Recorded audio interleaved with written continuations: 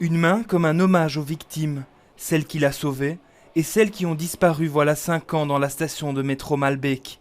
Ce jour-là, Gaëtan Meuleman était secouriste volontaire. Il nous emmène là où il a vécu ce 22 mars, le hall d'un hôtel rue de la Loi, transformé le temps d'une journée en poste médical avancé. Là, on a la partie, comme j'ai dit, U2, où effectivement la majorité des victimes ont transité. Lorsque le matériel de secours est arrivé, mais là on peut voir effectivement des civières qui ont été installées de manière spécifique, où on a pu coucher les gens à ce moment-là sur les civières.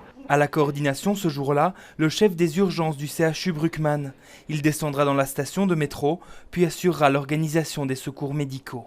Et donc on se retrouve face à quand même un grand nombre de victimes qui sont assises au bord du trottoir à la sortie de la station.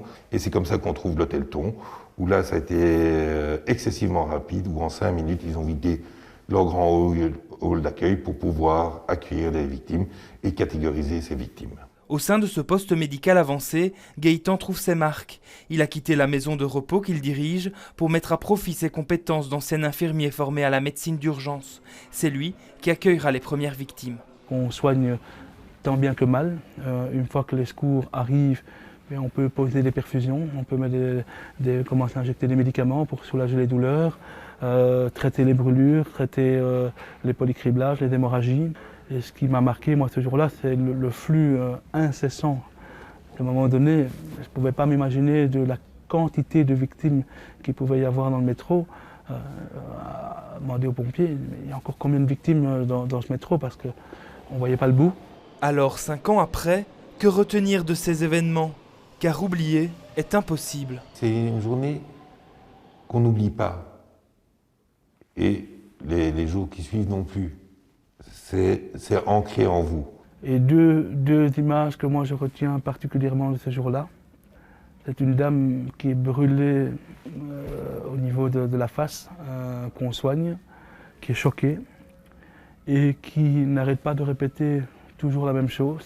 Ce con a attendu que les portes se ferment pour appuyer sur le bouton.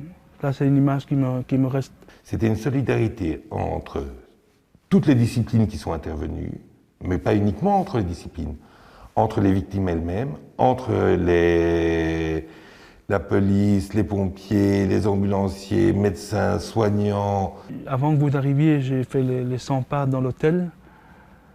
L'attentat est survenu il y a 5 ans, mais c'est comme si c'était hier. Aujourd'hui, Olivier est devenu médecin-chef de Bruckmann et Gaëtan est de retour dans sa maison de repos et collabore aussi avec la Croix-Rouge comme ambulancier, notamment sur fond de Covid.